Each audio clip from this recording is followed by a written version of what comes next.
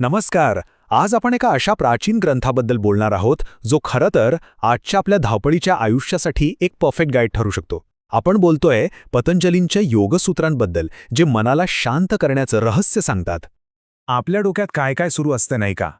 कामाचं tension, social मीडियाचे ते सतत येणारे नोटिफिकेशन्स, पुढे काय होणार याची चिंता. असं वाटतं की आपलं मन सतत कुठेतरी धावतंय. अगदी जसं कम्प्युटरवर एकाच वेळी अनेक टॅब्स उघडे असतात आणि प्रत्येक टॅब आपलं लक्ष वेधून घेतो, तसंच काहीसं. या अवस्थेला माकड मन असं म्हणतात. म्हणजे जसं एखादं माकड एका फांदीवरून दुसऱ्या फांदीवर शांत बसतच नाही, तसंच आपलं मन एका विचारावरून दुसऱ्या विचारावर सतत उड्या मारत राहतं. त्याला विश्रांतीच मिळत नाही. पण विचार करा, या सगळ्या मानसिक गोंधळाला शांत करण्यासाठी आपल्याकडे चक्क 2000 वर्षांपूर्वीचं एक ऑपरेटिंग मॅन्युअल असेल तर?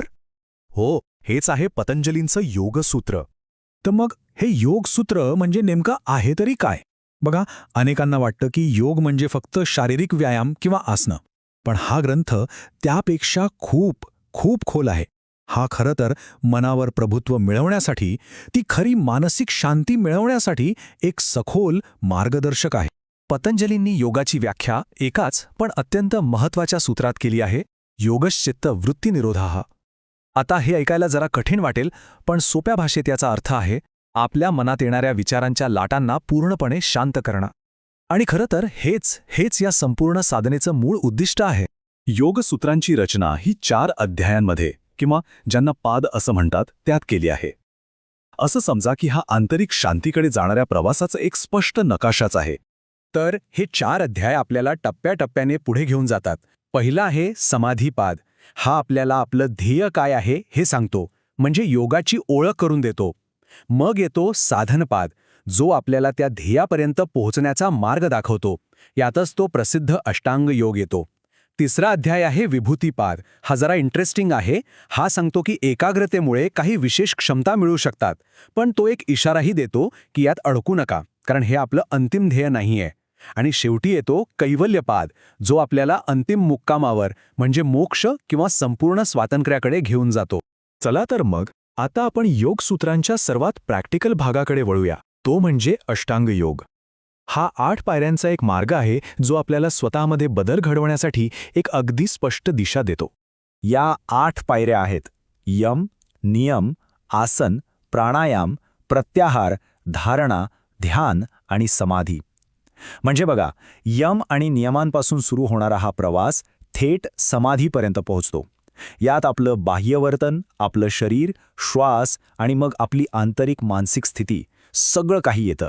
कोणत्याही मोठ्या गोष्टीचा पाया मजबूत असावा लागतो, बरोबर? यम आणि नियम हे या साधनेचा पाया आहेत. हे फक्त हे करा किंवा हे करू नका असे कोरडे नियम नाहीत. खरं तर आपल्या इतरांशी किंवा स्वतःशी वागणं जर चुकीचं असेल तर मन शांत कसं होणार? म्हणूनच हा या संपूर्ण मार्गाचा आधार आहे. हे किती खरं आहे नाही का? विचार करा, ऑफिसमध्ये कोणीतरी आपल्याशी उद्धटपणे वागलं. आता त्यावर चिडून रागून प्रतिक्रिया देण्याऐवजी जर शांतपणे संयमाने प्रतिसाद दिला, तर तेच झालं अहिंसेचं आचरण.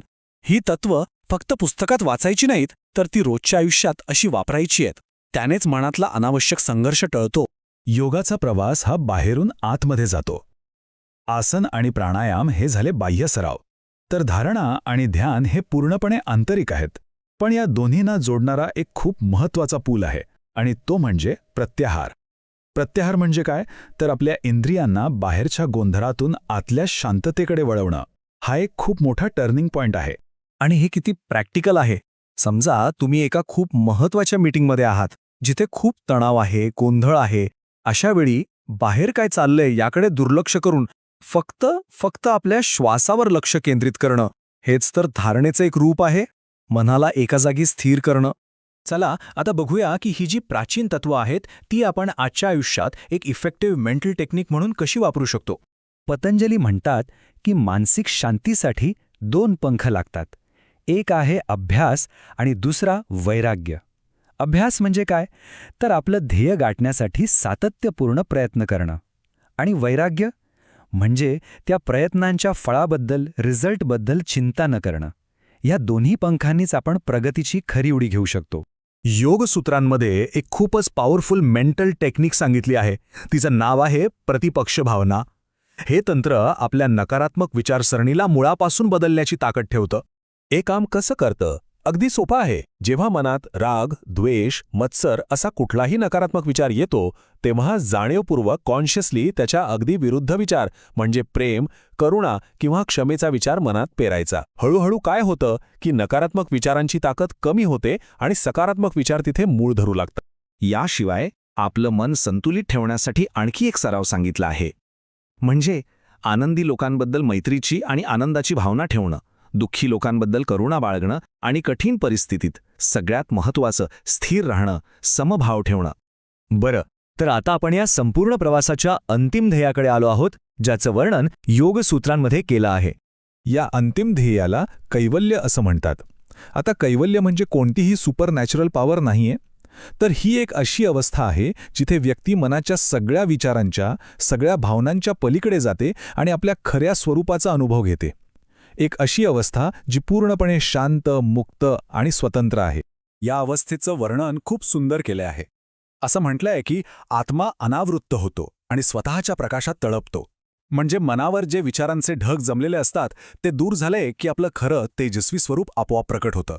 हा सगळा विचार आपल्याला एका खूप महत्त्वाच्या प्रश्नाकडे घेऊन जातो. खरं स्वातंत्र्य म्हणजे बाहेरचं जग बदलणं आहे की आपल्या आतल्या जगावर, आपल्या मनावर प्रभुत्व मिळवणं आहे? यावर नक्की विचार करायला हवा.